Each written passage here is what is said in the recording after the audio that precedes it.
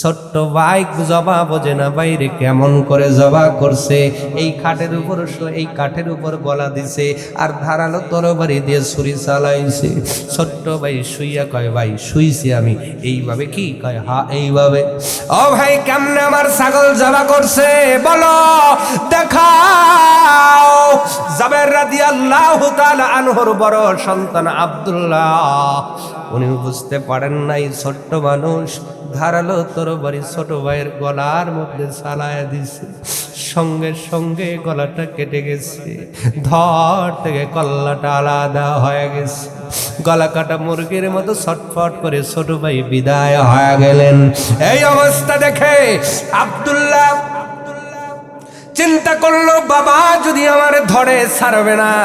ও আর ওই জায়গায় নাই, উনি চলে গেলেন, যায় খেজুর গাছের উপর বসে আছেন। হঠাৎ করে হযরত জাবের রাদিয়াল্লাহু তাআলা আন বাড়ি ঘরের মধ্যে যায়, দেখেন সন্তান নাই। কই গেল সন্তান, কোথায়? খবর নেওয়ার জন্য বাড়ির পিছনের দিকে যাওয়ার পরে দেখে গলা কাইটা ছোট্ট সন্তান পড়ে আছে। রে ভেংরির মুসলমান, তুমি আমি হইলে তো তুল কালাম লাগাই দিতাম, বেটা নাই রে, বেটা নাই। তোমার আমার মতো ইমানদার হলে মাইকিন হয়ে যেত, পুরা এলাকা সরে যেত। হযরত জাবিরের চোখ বেয়ে পানির ফোঁটাগুলো টপ টপ করে পড়তেছে। একটা তোগান আনলেন, সাদা তোগান আনলেন। বিবি ডাক দে বলে, স্বামী আমার, ছোট্ট সন্তানটার ওঠার সময় হয়েছে, একটু কোলে করে আমার কাছে নিয়ে আসেন না। জাবের ডাক দেখায়, বিবি অপেক্ষা কর, তোর সন্তান তোর কোলে উঠায়া দে। সাদা চাদরের মধ্যে গলা কাটা নিজের ঔরজাত সন্তানটারে উঠাইয়া রক্তের পটলার মতো কোলের মধ্যে নিয়ে ডাক দে বলে, বিবি তুমি না সন্তান কোলে নেবারে বিবি, না না কোলের মধ্যে উঠ। বিবি ডাক দে বলে, স্বামী আমার, সন্তান কোলে উঠাইতে চেয়েছিলাম, রক্তের পটলা কেন কোলের মধ্যে উঠায়া দেন। হযরত জাবের বলেন, এর মধ্যেই সন্তান আছে। স্ত্রী মোড়াটা খুলিয়া আল্লাহু আকবার বলে কান্না জোরে দিয়েছেন। জাবের রাদিয়াল্লাহু তাআলা আন বিবির মুখটা চাপ দিয়ে ধরে বলে, বিবি খবরদার, খবরদার কাঁদবি না, বেশি কাঁদলে তোমার রান্না নষ্ট হয়ে যাবে, খারাপ হয়ে যাবে। তুমি কি জানো না আজকে রহমাতাল লিল আলামিন আমাদের বাড়িতে তাশরীফ আনবে। সন্তানের চেয়ে ঈমান কত বড় হয়, সন্তানের চেয়ে ইসলাম কত বড় হয়। হে ভেংরির মুসলমান, হযরত জাবের রাদিয়াল্লাহু তাআলা আনহু ডাক দে বলে, বিবির কাঁদবে, তোর চোখ কাঁদবে, অন্তর কাঁদবে, খবরদার স্টোনি খাওয়া যাবে না, সুন্দর করে রান্না করা, আমার নবী আমার বাড়িতে দাওয়াতে আসবে। বিবি কান্না করে আর রান্না করা শুরু করলো। হযরত জাবের চিন্তা করো, বড় সন্তান কই? ঘরের ভিতর যায় নাই সন্তান, বাড়িতে নাই, ঘরেতে নাই, উঠানে নাই। খোঁজ নিতে নিতে বাইরের দিকে যখন রওনা করেছে, আব্দুল্লাহ উপর থেকে দেখে আব্বা এই দিকেই আসতেছে, ধরলে বুঝি মারবে। এই চিন্তা করে পালাবে, কেমন করে পালাবে? উচ্চ গাছ থেকে চিন্তা করছে লাফ দিয়ে নামবে, লাফ দেওয়াও শেষ, পরে মারা যাওয়াও শেষ। সন্তানটা নিচে, খেজুর গাছের নিচে বড় সন্তান আব্দুল্লাহ মারা গেল। খুঁজতে খুঁজতে আব্দুল্লাহ কই কই, যা দেখে খেজুর গাছে নিচে আব্দুল্লাহ হামুদি আছে, মনে করছে শুয়ে আছে না, তুলে দেখে আব্দুল্লাহ আছে রে, শরীরের মধ্যে রোহ নাই। সন্তানটারে কোলের মধ্যে উঠাইয়া বিবির কাছে এসে কয়, বিবি রে নাও নাও, ছোট সন্তান যেই জায়গায় রেখেছো বড়টারেও সেই জায়গায় রেখে দাও। বিবি ডাকতে বলে, স্বামী কি বলেন? এ বিবি দেখ দেখ, আব্দুল্লাহ দুনিয়ার জমিনে আর বেঁচে নাই। স্ত্রী কান্না করবে একই আওয়াজ, খবরদার কাঁদবি না, নবীকে খুশি করব আগে কান্না হবে পড়ে।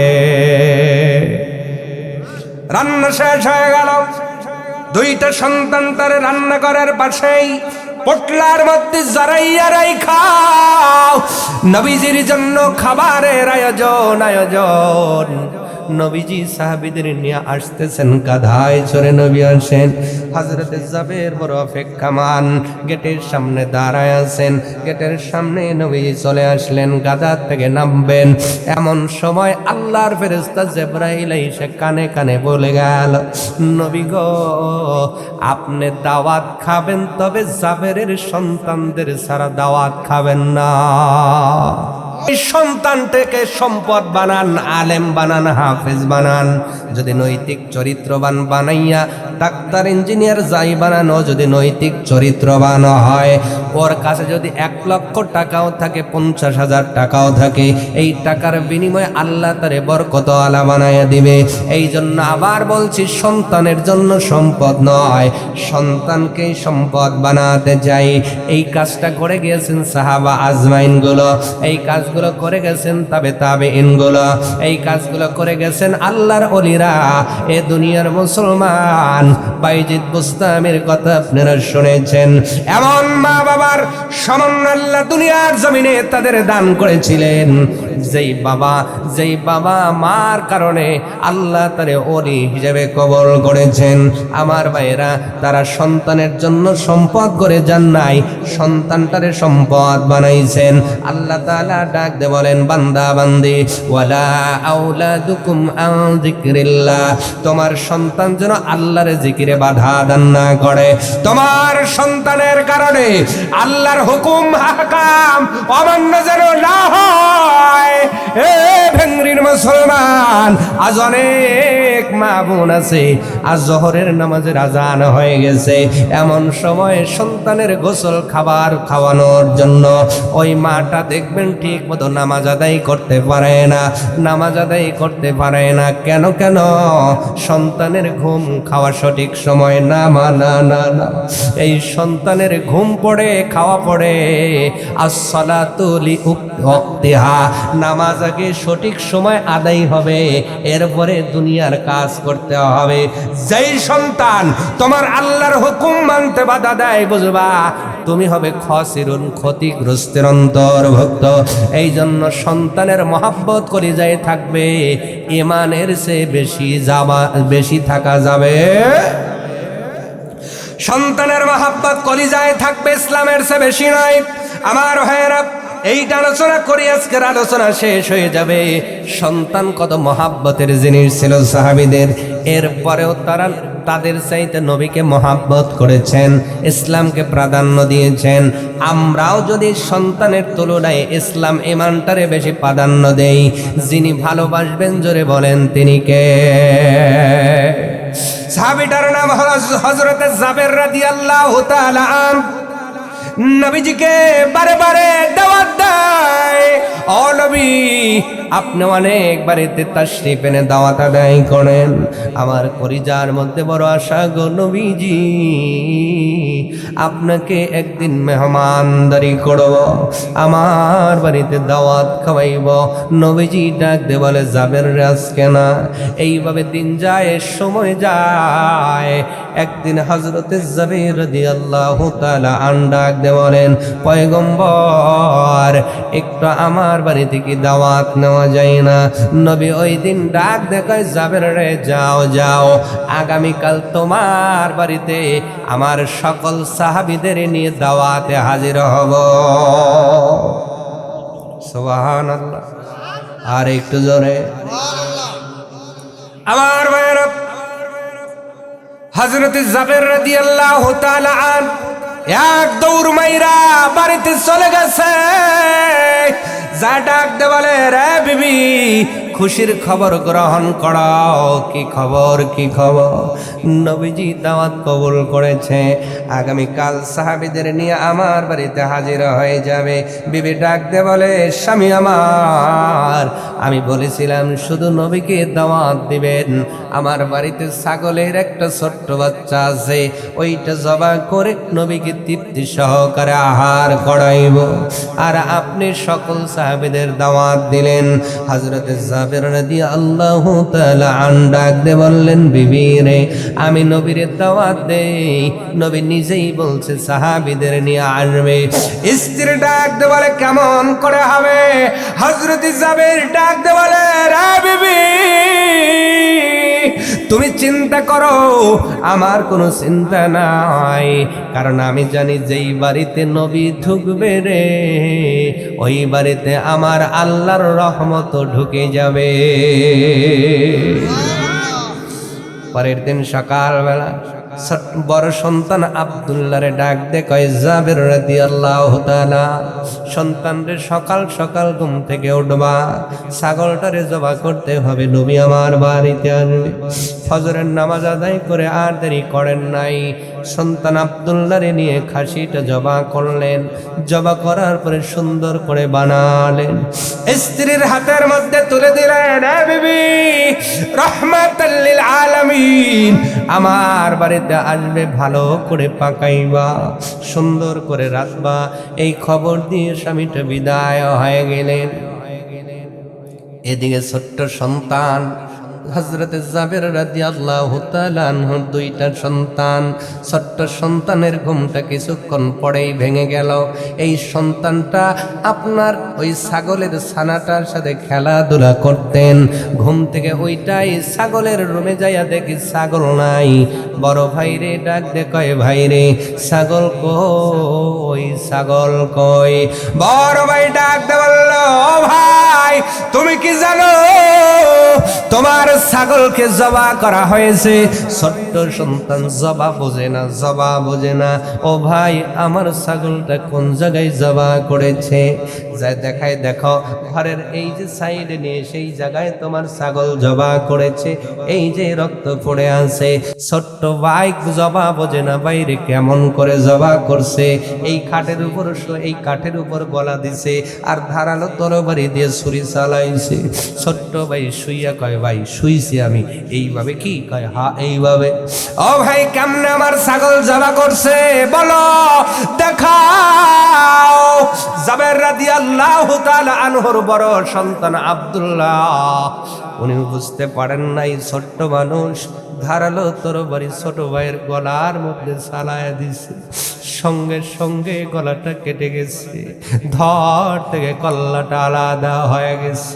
গলা কাটা মুরগির মতো ছটফট করে ছোট ভাই বিদায় হয়ে গেলেন। এই অবস্থা দেখে আব্দুল্লাহ চিন্তা করলো, বাবা যদি আমার ধরে ছাড়বে না। ও আর ওই জায়গায় নাই, উনি চলে গেলেন, যায় খেজুর গাছের উপর বসে আছেন।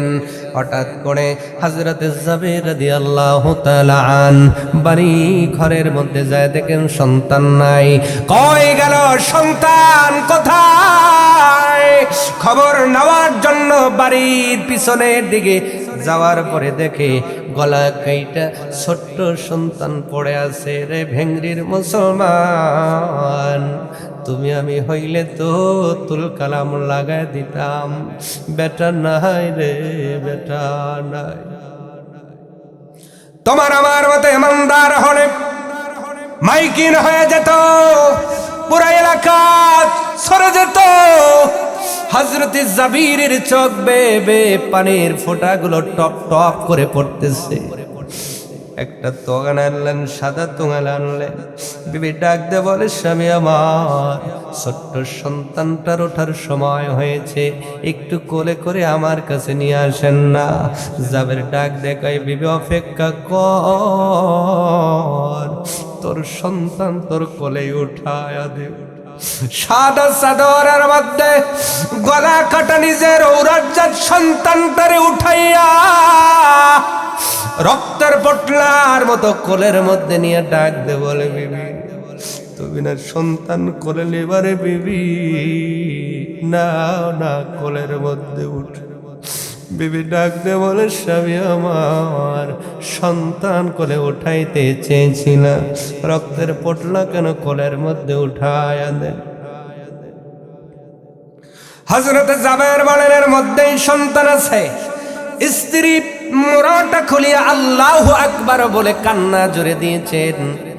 জাবের রাদিয়াল্লাহু তাআলা আন বিবির মুখটা চাপ দিয়ে ধরে বলে, বিবি খবরদার, খবরদার কাঁদবি না, বেশি কাঁদলে তোমার রান্না নষ্ট হয়ে যাবে, খারাপ হয়ে যাবে। তুমি কি জানো না আজকে রহমাতাল লিল আলামিন আমাদের বাড়িতে তাশরীফ আনবে।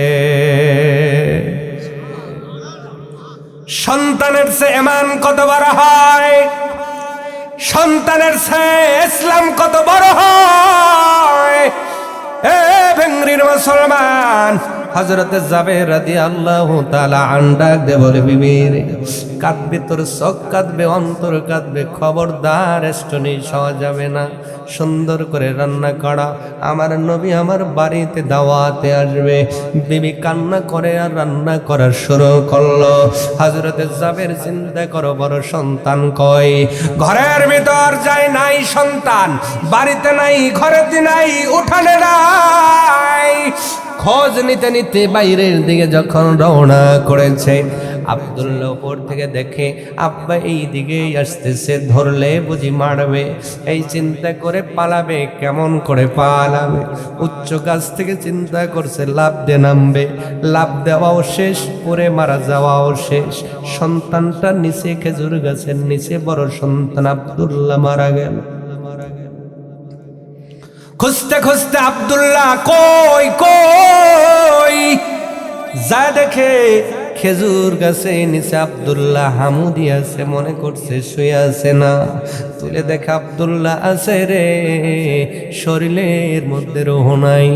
সন্তানটারে কোলের মধ্যে উঠাইয়া বিবির কাছে এসে কয়, বিবি রে নাও নাও, ছোট সন্তান যেই জায়গায় রেখেছো বড়টারেও সেই জায়গায় রেখেছো। বিবি ডাকতে বলে, স্বামী কি বলেন?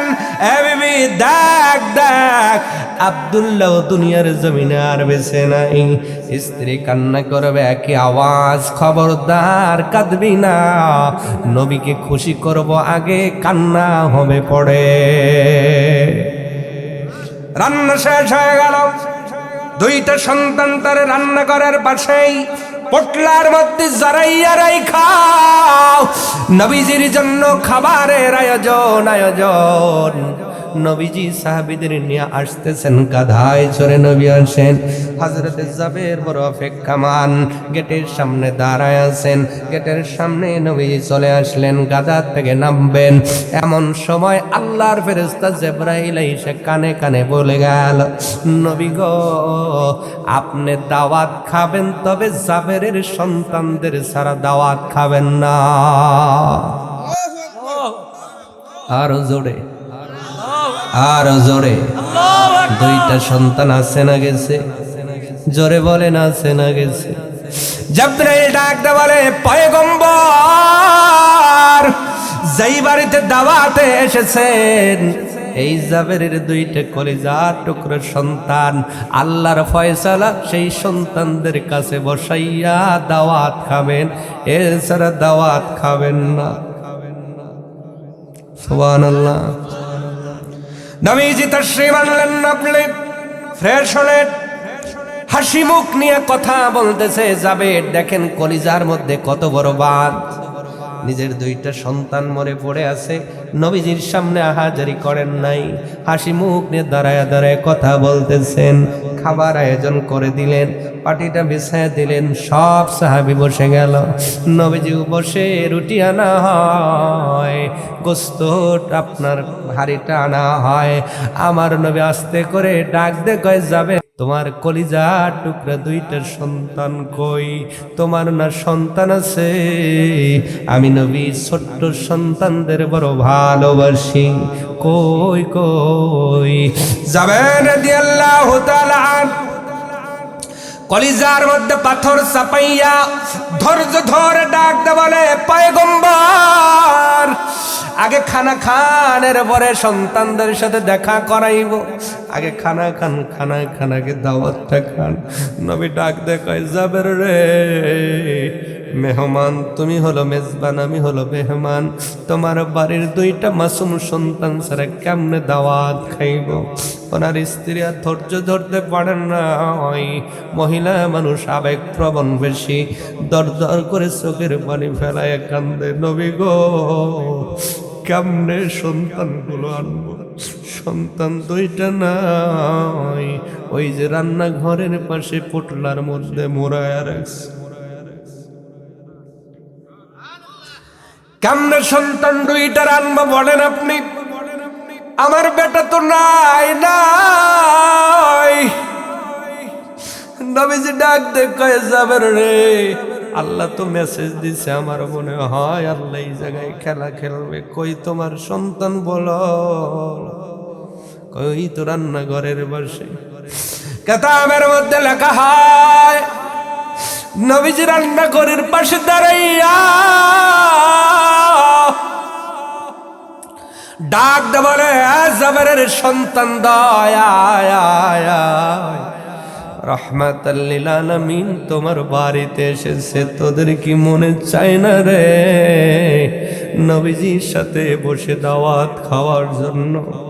কিতাবের মধ্যে লেখা হয়, নবী দাওয়াত ডাক দেওয়ার সঙ্গে সঙ্গে খেতা ছেড়ে ল্যাপ ছেড়ে সন্তানগুলো যেমন করে ওঠে, জাবের রাদিয়াল্লাহু তাআলা আনহু দুইটা সন্তান তেমন করে উঠে লাব্বাইক বলে দাঁড়ায় গেছে।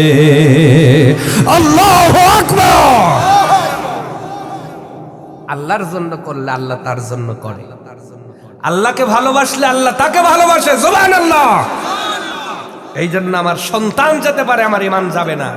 যদি ঈমান আপনি না দেন, যিনি খুশি হয় আপনাকে রিটার্ন দিবেন তিনি কে? তিনি কে? এই জন্য সন্তান আর সম্পদের কারণে আমরা আল্লাহকে ভুলে যাব না। জাবের আল্লাহরে ভুলে নাই, আল্লাহর নবীকে ভুলে নাই, আল্লাহও জাবেরকে ভুলে নাই। সুবহানাল্লাহ!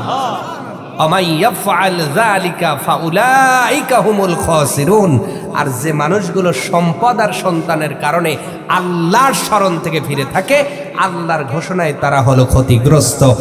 সকলেই বলুন নাউজুবিল্লাহ। আমরা কি ক্ষতিগ্রস্ত হতে চাই না লাভবান হতে চাই? সবাই বলেন ক্ষতিগ্রস্ত না লাভবান? আবার বলেন ক্ষতিগ্রস্ত না লাভবান? আল্লাহ আমাদের লাভবান হওয়ার তৌফিক